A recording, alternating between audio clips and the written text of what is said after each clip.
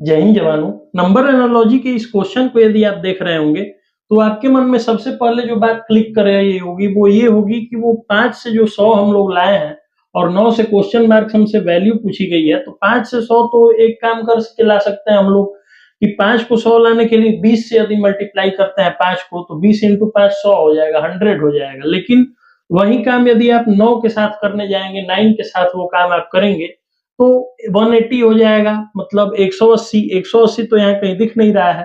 तो सीधी सी बात है, वो कॉन्सेप्ट हमारा अप्लाई नहीं होगा, और अप्लाई होता तो ऐसे क्वेश्चन एग्जाम में क्यों पूछे जाते, सीधी सी बात है। आइए एक नए तरीके के पैटर्न के साथ इस क्वेश्चन को समझने का हम लोग प्रयास करते हैं।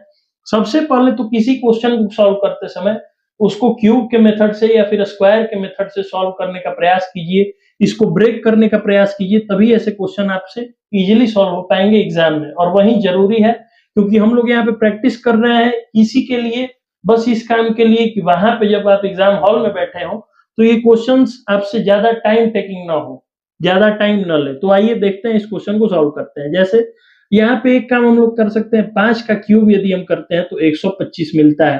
5 का स्क्वायर करते हैं तो क्या मिलता है, 25 मिलता है। 5 का स्क्वायर 25। तो यहाँ पे करना क्या है भाई, करना ये है मेरे भैया कि 5 का क्यूब माइनस 5 का स्क्वायर यहाँ पे कर दीजिए, 100 आ गया। 125 में से 25 घटा दिए तो 100 आ गई ना, उतना तो आवत हुई, 100 आ जाई।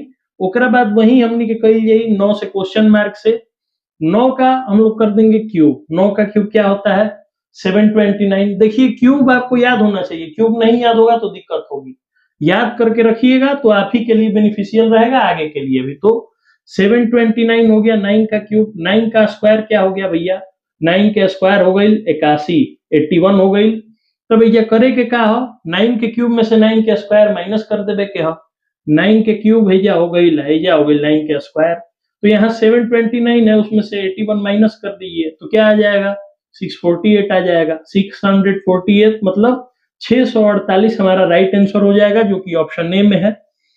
A for America. अमेरिका तो कहना उचित नहीं है, अभी थोड़ा सा क्राइसिस है अपने बीच में। तो ए फॉर क्या हम लोग कह सकते हैं, चलिए ए फॉर एप्पल ही सही, ए फॉर एप्पल हमारा राइट आंसर हो जाएगा। और ऐसे ही क्वेश्चंस आप इजीली सॉल्व करें, कोशिश करें कि ऐसे क्वेश्चंस को आप क्यूब के माध्यम से और स्क्वायर के माध्यम से ब्रेक करने का प्रयास करें, ताकि ऐसे क्वेश्चंस आसानी से एग्जाम हॉल में भी आपसे सॉल्व हो पाए।